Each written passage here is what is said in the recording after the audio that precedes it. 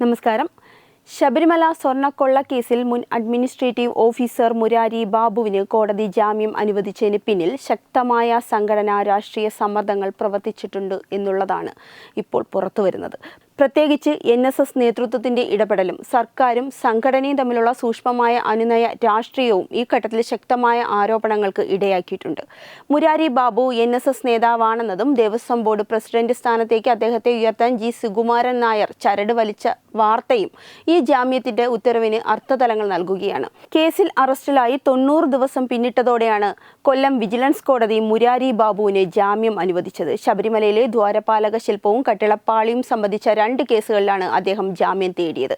Remand കാലാവധി പൂർത്തിയായ സാഹചര്യത്തിൽ നിയമപരമായി കോടതിക്ക് സ്വാഭാവിക ജാമ്യം അനുവദിക്കേണ്ടി വരികയായിരുന്നു. കർശനമായ വ്യവസ്ഥകളോടെ ആണെങ്കിലും ശബരിമല സ്വർണ്ണക്കൊള്ള കേസിൽ ജാമ്യം തേടി പുറത്തിറങ്ങുന്ന ആദ്യ പ്രതി എന്ന നിലയിൽ മുരാരി ബാബുവിന്റെ മോചനം വലിയ രാഷ്ട്രീയ സാമൂഹിക ചർച്ചകൾക്ക് വഴിതെളിച്ചിട്ടുണ്ട്.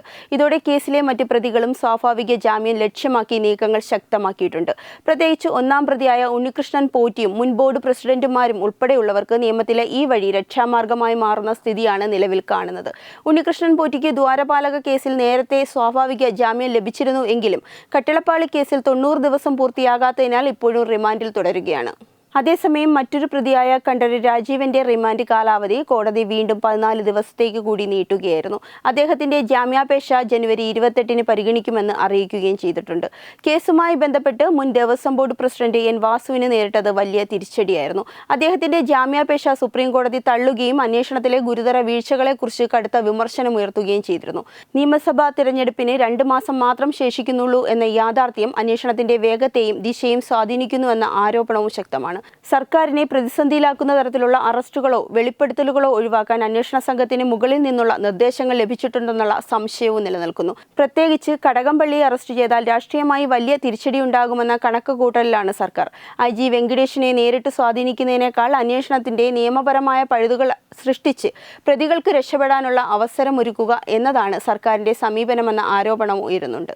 പത്മകുമാറിന് സ്വാഭാവിക ജാമ്യം ലഭിക്കുമെന്ന കണക്കുകൂട്ടലും CPM-നുണ്ടാകും.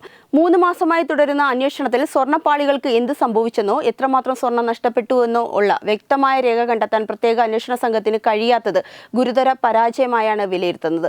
CCTV ദൃശ്യങ്ങളിലൂടെയും സാങ്കേതിക തെളിവുകളിലൂടെയും അന്താരാഷ്ട്ര ബന്ധങ്ങളിലേക്കുള്ള സൂചനകൾ ഹൈക്കോടതി തന്നെ മുന്നോട്ട് വെച്ചിട്ടും അതുമായി ബന്ധപ്പെട്ട വ്യക്തമായ കണ്ടെത്തലുകൾ നടത്താൻ SITക്ക് ഇതുവരെ സാധിച്ചിട്ടില്ല. ഹൈക്കോടതി അനുവദിച്ച അന്വേഷണ സമയപരിധി അവസാനിക്കാനിരിക്കെ ഗൂഢാലോചനയിൽ പങ്കില്ലെന്ന് ചൂണ്ടിക്കാട്ടി N. വാസു സുപ്രീം കോടതിയെ ജാമ്യത്തിനായി സമീപിച്ചതും ശ്രദ്ധേയമാണ്. ഉണ്ണികൃഷ്ണൻ പോറ്റിയിൽ നിന്ന് ലഭിച്ച ചില ഉന്നതരുടെ വിവരങ്ങൾ അന്വേഷണ സംഘത്തിന് കൈവശമുണ്ടായിട്ടും അവരെ ചോദ്യം ചെയ്യാൻ മടിക്കുന്നത് വലിയ ആക്ഷേപങ്ങൾക്ക് ഇടയാക്കിയിട്ടുണ്ട്. ഈ സാഹചര്യത്തിൽ കേസ് കൈകാര്യം ചെയ്യുന്ന DGP വെങ്കിടേഷിനെ മാറ്റി മറ്റൊരാളെ ചുമതലപ്പെടുത്താൻ ഹൈക്കോടതി തയ്യാറാകുമോ എന്ന ചോദ്യം ഉയരുകയാണ്. രാഷ്ട്രീയ കോളിളക്കം സൃഷ്ടിച്ച ഈ കേസ് CBIക്ക് കൈമാറണമെന്ന ഇന്റലിജൻസ് ബ്യൂറോയുടെ ശുപാർശയും സർക്കാരിനെ പ്രതിരോധത്തിലാക്കിയിട്ടുണ്ട്. CBI അന്വേഷണം വന്നാൽ അത് CPM-ന് വലിയ രാഷ്ട്രീയ തിരിച്ചടിയാകും. അതിനിടെ ജാമ്യത്തിലിറങ്ങിയ മുരാരി ബാബുവിനെ ED ചോദ്യം ചെയ്യാൻ ഒരുങ്ങുകയാണ്. മുരാരി ബാബുവിന്റെ ബാങ്ക് അക്കൗണ്ട് മരവിപ്പിക്കാനും സ്വത്ത് കണ്ടുകെട്ടാനുള്ള നടപടികളും നടക്കുന്നുണ്ട്. ED നടത്തിയ മിന്നൽ റെയ്ഡുകളിൽ 2019 മുതൽ നടന്ന നിരവധി ക്രമക്കേടുകൾ ഇതിനകം പിടിച്ചെടുത്തിരുന്നു. ഓപ്പറേഷൻ ഗോൾഡൻ ഷാഡോ എന്ന പേരിൽ സന്നിധാനത്തും പ്രതികളുടെ വീടുകളിലും ചെന്നൈയിലും ബെല്ലാരിയിലും അടക്കം നടന്ന റെയ്ഡുകൾ അന്വേഷണത്തിന്റെ വ്യാപ്തി വ്യക്തമാക്കുന്നതായിരുന്നു. SIT കേസിലെ പ്രതികളായ പലരും ED കേസിലും പ്രതികളാണെന്നുള്ളതും സാഹചര്യം കൂടുതൽ ഗൗരവമുള്ളതാക്കുന്നു. ലഭ്യമായ തെളിവുകളുടെ അടിസ്ഥാനത്തിൽ ഉടൻ കൂടുതൽ അറസ്റ്റുകൾ ഉണ്ടാകുമെന്നും അടുത്ത ആഴ്ചകളിൽ പുതിയ കേസുകൾ രജിസ്റ്റർ ചെയ്യപ്പെടുമെന്നുള്ള സൂചനകളുമുണ്ട്. മാസങ്ങൾ പിന്നിട്ടിട്ടും വ്യക്തമായ ഉത്തരങ്ങളില്ലാതെ മുന്നോട്ടു പോകുന്ന ശബരിമല സ്വർണ്ണക്കൊള്ള അന്വേഷണം നിയമപരമായതിലപ്പുറം രാഷ്ട്രീയ സംഘടനാ ഇടപെടലുകളുടെ പ്രതീകമായി മാറുന്ന കാഴ്ചയാണ് സംസ്ഥാനത്ത് ഇപ്പോൾ കാണുന്നത്.